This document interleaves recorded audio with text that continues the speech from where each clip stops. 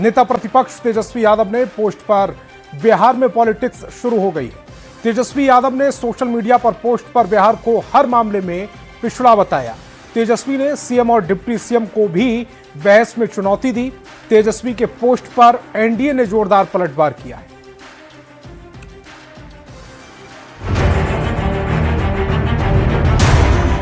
हमने जो भी ट्वीट किया है, कोई भी साबित कर दे कि कोई भी उसमें झूठा हमने डेटा दिया हो।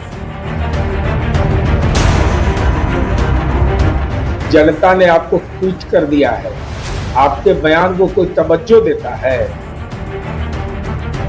तेजस्वी के एक पोस्ट ने एक बार फिर बिहार की सियासत को सुलगा दिया है। तेजस्वी ने एनडीए के 21 साल के शासन पर सवाल उठाते हुए ऐसे आंकड़े पोस्ट किए जिसके बाद सियासी घमासान छिड़ गया। तेजस्वी ने बिहार को हर मोर्चे पर फेल बताया। अपराध, बेरोजगारी, भ्रष्टाचार और पलायन में बिहार को अव्वल बताया। तेजस्वी ने डबल इंजन की सरकार पर सवाल उठाते हुए लिखा, उद्योग, शिक्षा, स्वास्थ्य सभी मानकों में बिहार पिछड़ा हुआ है। तेजस्वी ने सीएम और दोनों डिप्टी सीएम को खुली बहस की भी चुनौती दे दी। तेजस्वी ने दावा किया कि उन्होंने जो भी पोस्ट किया है वही बिहार की हकीकत है। हमने जो भी ट्वीट किया है, कोई भी साबित कर दे कि कोई भी उसमें झूठा हमने डेटा दिया हो। ये हम नहीं कह रहे हैं, ये तो केंद्र सरकार की नीति आयोग कह रही है। ये तो हमारा रिपोर्ट है नहीं। तो जिनको अगर आपत्ति है वो नीति आयोग को बोले, लेकिन जो सच्चाई है, सच बोलने में दिक्कत क्या है। तेजस्वी की तरफ से आंकड़े जारी करने के बाद वार और पलटवार का दौर तेज हो गया। बीजेपी और जेडीयू ने तेजस्वी को उसी अंदाज में जवाब दिया। नीरज कुमार ने सोशल मीडिया एक्स पर पोस्ट कर तेजस्वी यादव के हर आरोपों का जवाब दिया। तेजस्वी का आरोप, डबल इंजन की सरकार पर तेजस्वी यादव ने गंभीर आरोप लगाए तो बीजेपी ने जवाब दिया, 1990 से 2005 के 15 साल क्यों भूल गए? देश में सबसे कम साक्षरता दर बिहार की है। तो बीजेपी ने कहा कि 2001 में साक्षरता 47% थी, जबकि 2011 में ये 61.8% हो गई। सबसे कम प्रति व्यक्ति आय बिहार की है। 2005 से पहले प्रति व्यक्ति आय राष्ट्रीय औसत से बहुत नीचे थी।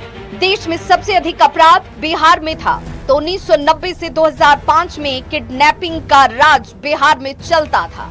सबसे कम प्रति व्यक्ति निवेश बिहार में थे। बीजेपी ने जवाब दिया, नीति रिपोर्ट में बिहार ने सबसे तेज प्रोग्रेस किया है। देश में सबसे अधिक पलायन बिहार से है। आरजेडी राज में तो इंडस्ट्री भाग गई थी। तेजस्वी के ट्वीट पर जेडीयू प्रवक्ता नीरज कुमार ने भी पलटवार किया। नीरज कुमार ने कहा कि तेजस्वी की बातों को कोई गंभीरता से नहीं लेता। जनता ने आपको ट्वीट कर दिया है, आपके बयान को कोई तवज्जो देता है।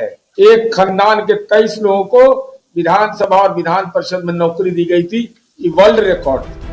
तेजस्वी के पोस्ट पर बिहार की पॉलिटिक्स हाई है। तेजस्वी ने आंकड़ों के जरिए एक बार फिर एनडीए सरकार पर बड़ा हमला किया है। तो एनडीए तेजस्वी के आंकड़ों पर ही सवाल खड़े कर रही है। तेजस्वी के इस पोस्ट से नई राजनीतिक बहस शुरू हो गई। न्यूज़ 18 के लिए पटना से रवि एस नारायण के साथ रांची से गौरव झा की रिपोर्ट। और आरजेडी को क्षेत्रीय से ऊपर उठाकर राष्ट्रीय दर्जा दिलाने की कवायद में आरजेडी के कार्यकारी अध्यक्ष तेजस्वी यादव जुटे हुए हैं। रांची दौरे पर आए तेजस्वी यादव ने पार्टी कार्यकर्ताओं में जोश भरा। उन्होंने चुनाव में बेहतर प्रदर्शन के लिए बधाई दी तो संगठन मजबूती पर जोर देते हुए कार्यकर्ताओं से 1 घंटा पार्टी के लिए देने की अपील।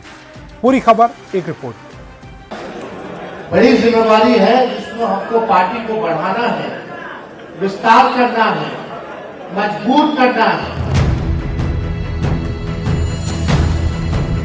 रीजनल के लेवल से ऊपर उठकर आरजेडी को नेशनल लेवल की पार्टी बनाने में आरजेडी के कार्यकारी अध्यक्ष तेजस्वी यादव जी जान से जुटे हुए हैं।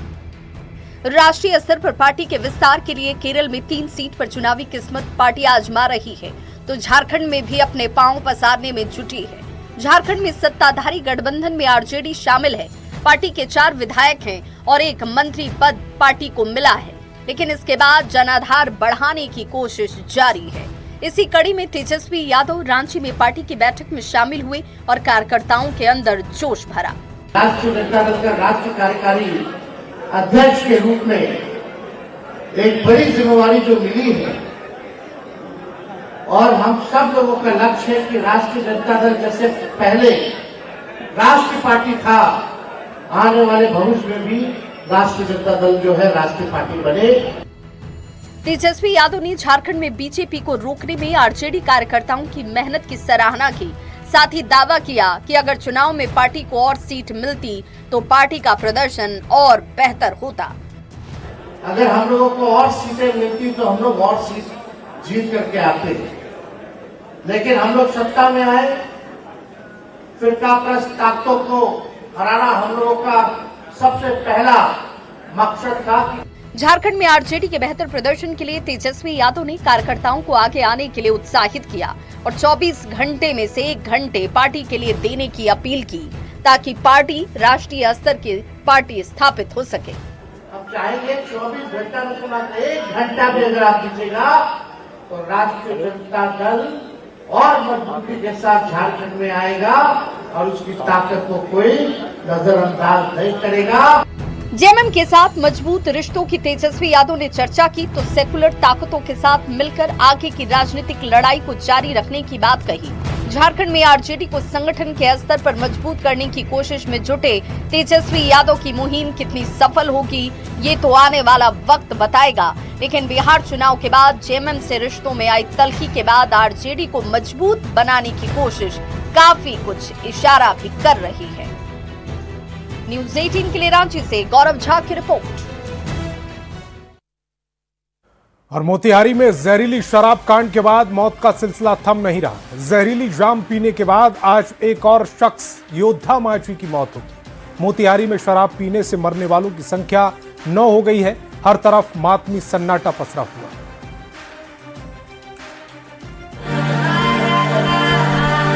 अस्पताल में मातमी माहौल, गहरा सन्नाटा और रोता बिलखता परिवार। मोतिहारी में जहरीली शराब से मरने वालों की संख्या बढ़ती ही जा रही है।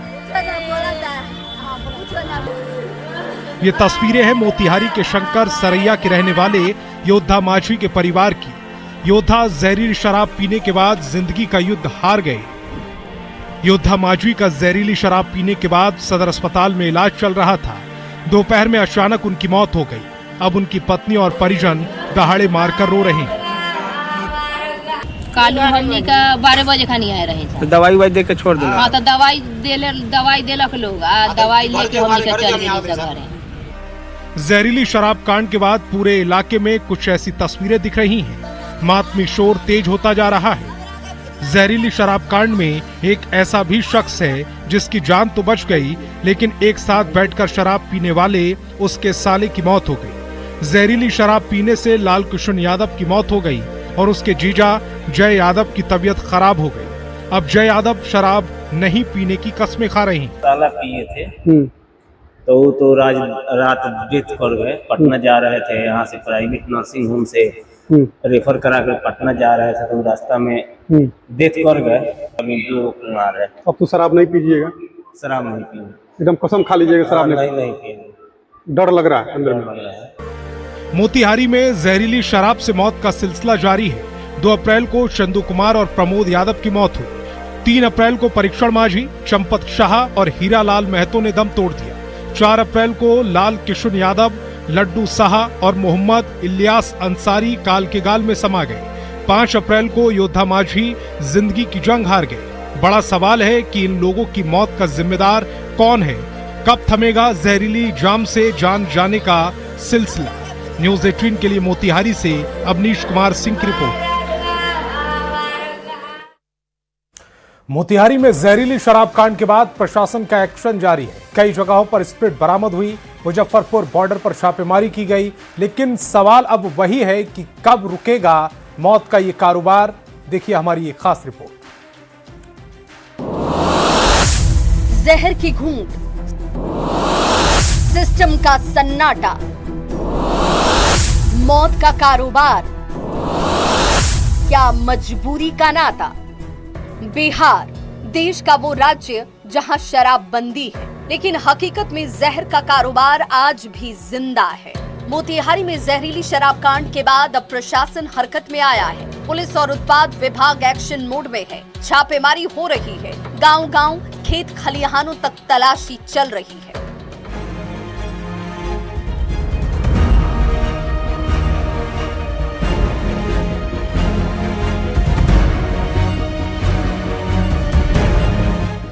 ये तस्वीरें हैं मोतिहारी की, जहां कुछ घूंट पीने भर की लालच में परिवार उजड़ गए। मां का सुहाग उजड़ गया।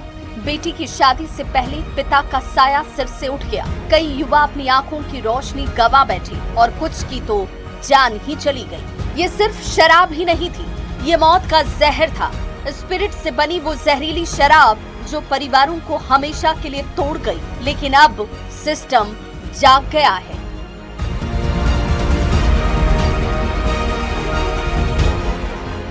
मोतिहारी में पुलिस और उत्पाद विभाग ने मोर्चा संभाल लिया है। छापेमारी के बाद शराब बनाने वाला 700 लीटर जहरीली स्पिरिट बरामद किया गया। वो स्पिरिट जो हजारों लीटर जहरीली शराब बनाने के लिए तैयार था, वो स्पिरिट जो कुछ बूंदों में जिंदगी छीन लेता है। पुलिस प्रशासन का बड़ा एक्शन, कई जगहों से स्पिरिट बरामद। जहर बनाकर बेचने वालों पर वार। मुजफ्फरपुर बॉर्डर तक छापेमारी। वहीं मुजफ्फरपुर के सीमावर्ती इलाकों में भी पुलिस और एक्साइज विभाग का बड़ा एक्शन हुआ। कई ठिकानों पर दबिश हुई, कई लोग हिरासत में हैं। लेकिन सवाल वही है, क्या ये कार्रवाई काफी है? क्योंकि हर बार हादसे के बाद ही क्यों जागता है सिस्टम? क्यों हर बार मासूम जिंदगियां इस जहर की भेंट चढ़ जाती?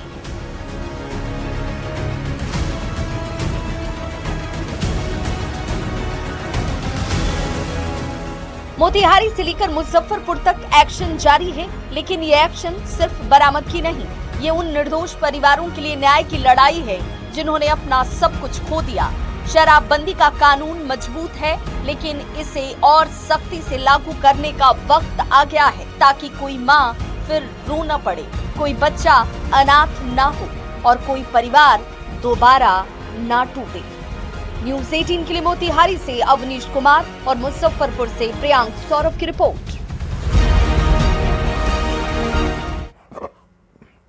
और मोतिहारी से एक ऐसी तस्वीर सामने आई है जिसने तालीम के नाम पर चल रही व्यवस्था पर बड़ा सवाल खड़ा किया। गवंद्रा गांव का एक मदरसा जहां से हथियार बरामद हुए हैं और चौंकाने वाली बात यह है कि पिछले साल यहां से पीएफआई का एक सक्रिय सदस्य गिरफ्तार हुआ था।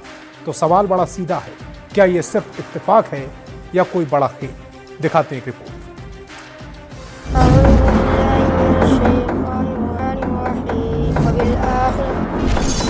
मदरसा या साजिश की फैक्ट्री, इल्म का आंगन या खौफ का सामान, किताबों की जगह खतरनाक हथियार, तालीम के नाम पर कौन सा खेल?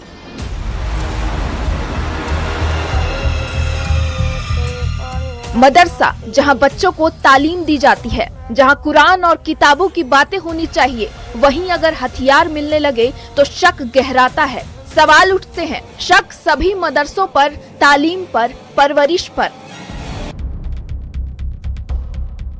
ये तस्वीरें हैं मोतिहारी के गवंद्रा गांव में बने मदरसे की, जहां तालीम वाली जगह पर यह खतरनाक हथियार मिला है। देखिए कैसे इस हथियार को रैप करके छिपाया गया है। किताबों की जगह हथियार मिलना ही एक बड़ा सवाल पैदा करता है। इस मामले में 3 लोगों को गिरफ्तार किया गया। चकिया थाना अंतर्गत पुलिस को एक गुप्त सूचना मिली थी कि एक मदरसा है जहां पर हथियार की खरीद बिक्री की जा रही है, और सूचना के सत्यापन में पुलिस ने घेराबंदी किया और वहां पे छापेमारी की। और छापेमारी के क्रम में जो है एक पिस्टल और एक कारतूस जो है बरामद किया गया है और मौके से 3 लोगों को गिरफ्तार भी किया गया है। और सुनिए, यही मदरसा, पिछले साल इसी मदरसे से पीएफआई का एक सक्रिय सदस्य गिरफ्तार किया गया था। वही पीएफआई जिसे देश विरोधी गतिविधियों के लिए बैन किया गया है। एक बार या 2 बार नहीं, कई बार ऐसी तस्वीरें सामने आई हैं।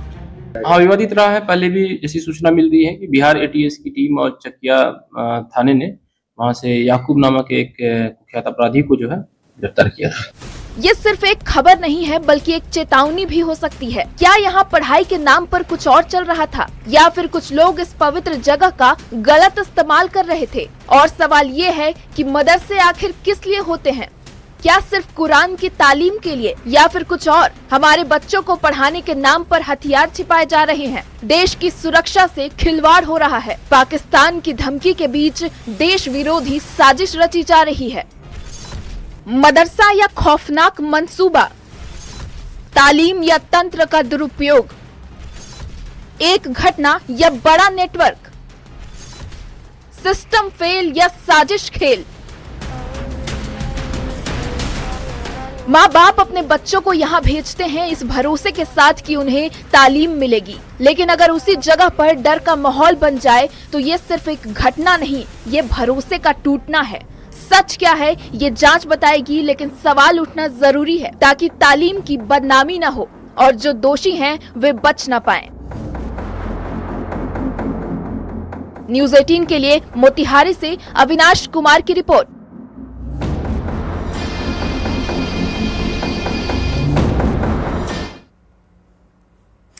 दरभंगा में सबसे बड़े सोना लूटकांड का पुलिस ने खुलासा कर दिया। बेगूसराय पुलिस ने लूटकांड में शामिल 6 अपराधियों को गिरफ्तार कर लिया है। बेगूसराय में मुठभेड़ के दौरान पुलिस ने एक ही अपराधी को व्हीलचेयर पर बैठाने को मजबूर कर दिया। दिखाते एक रिपोर्ट।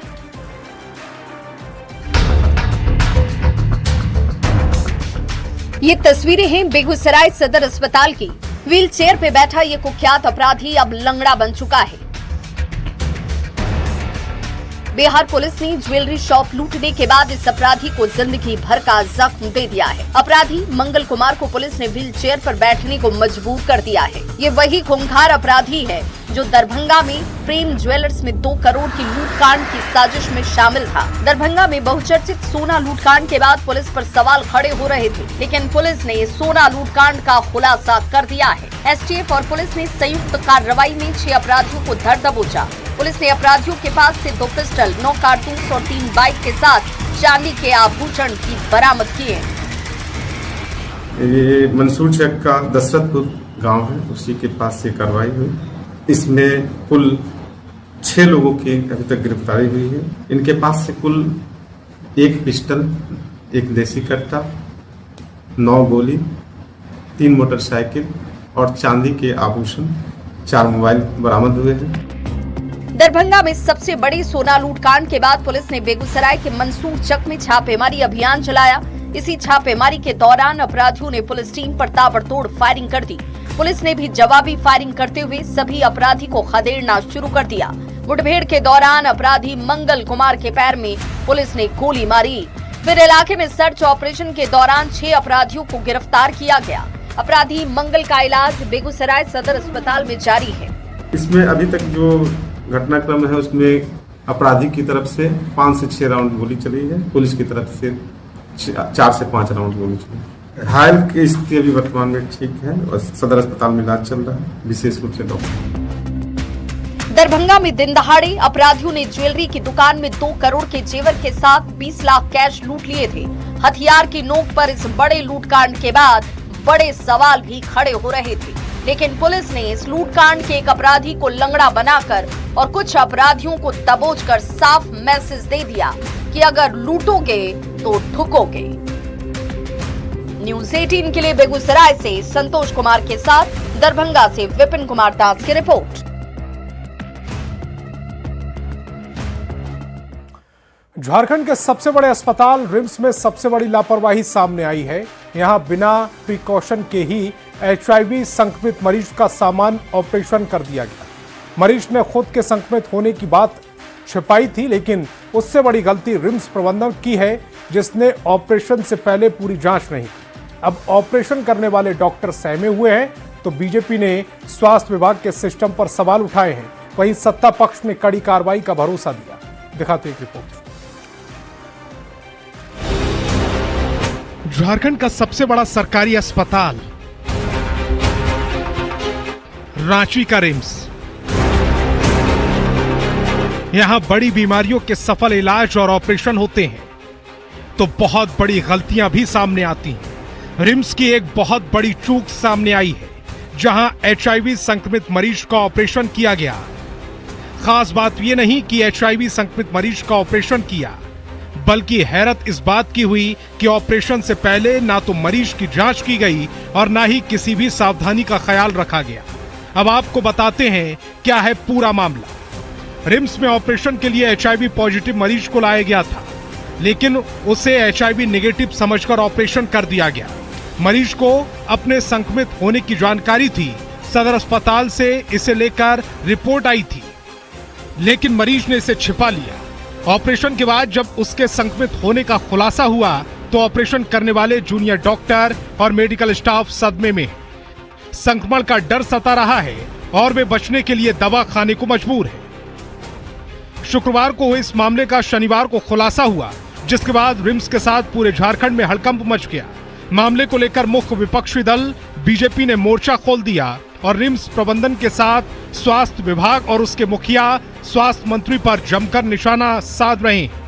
मरीज ने अपनी पहचान छिपाई, उसने तो गलत किया, बहुत बड़ा गलत किया, लेकिन जो सिस्टम नज़रअंदाज करके कई डॉक्टर्स और नर्सेज की जान खतरे में डाल दिया, उसका क्या। इससे पहले आपने देखा चाईबासा में थैलेसीमिया पीड़ित बच्चों को HIV पॉजिटिव ब्लड चढ़ा दिया गया। तो ये हो क्या रहा है झारखंड में। स्वास्थ्य मंत्री जी पूरे तरीके से फेल है। यहाँ उनका ध्यान हर चीज पे है सिवाय स्वास्थ्य के। रिम्स की ओर से सामने आई घोर लापरवाही पर सत्ता पक्ष की ओर से भी प्रतिक्रिया आई। जीएमएम ने मामले को लेकर सरकार को गंभीर बताया और दोषियों को नहीं बख्शे जाने की बात कही, तो कांग्रेस ने मामले पर गंभीरता दिखाई। ये मामला संज्ञान में आया सरकार के, जो भी दोषी होंगे, और मुझे लगता है किसी स्तर पर लापरवाही हुई होगी। निश्चित रूप से इसमें जांच के पश्चात जो भी दोषी होंगे कार्रवाई की जाएगी। हम नजरअंदाज करने वाले लोग नहीं हैं। लापरवाही करेंगे तो आप नापेंगे। इसके लिए जो दोषीवार हैं उनको गंभीरता दिखानी चाहिए थी, जो गंभीरता नहीं दिखाई गई, तो इसको उसकी जांच होनी चाहिए और कौन लोग इसके लिए लापरवाही इसमें किए हैं उन पर कार्रवाई होनी चाहिए। स्वास्थ्य मंत्री की ओर से झारखंड में स्वास्थ्य सेवा में बेहतरी की बात कही जाती है। रिम्स में वर्ल्ड क्लास सुविधा देने का दावा किया जाता है, लेकिन HIV संक्रमित मरीज के ऑपरेशन में बरती गई लापरवाही और उसके बाद रिम्स प्रबंधन की ओर से बरती जा रही चुप्पी कागजों पर बेहतरी के दावों की पोल खोल रही है। जरूरत है संक्रमण की आशंका से सहमे डॉक्टर और मेडिकल स्टाफ के इलाज और काउंसलिंग के साथ सिस्टम को मजबूत करने की, ताकि फिर किसी संक्रमित मरीज का बिना प्रिकॉशन के ऑपरेशन नहीं हो सके। न्यूज 18 के लिए रांची से गौरव झा के साथ संजय कुमार सिन्हा की रिपोर्ट। और किसान महीनों की मेहनत से खेतों में फसल उगाता है, लेकिन जब वही फसल उसकी आंखों के सामने जलकर राख हो जाए तो दर्द का अंदाजा लगाना मुश्किल नहीं। बिहार के भोजपुर जिले के आरा में आग की एक चिंगारी ने सैकड़ों बीघे में लगी गेहूं की फसल को पल भर में खाक कर दिया। किसानों के सामने अब बड़ा संकट खड़ा हो गया है। देखिए हमारी ग्राउंड जीरो से खास रिपोर्ट।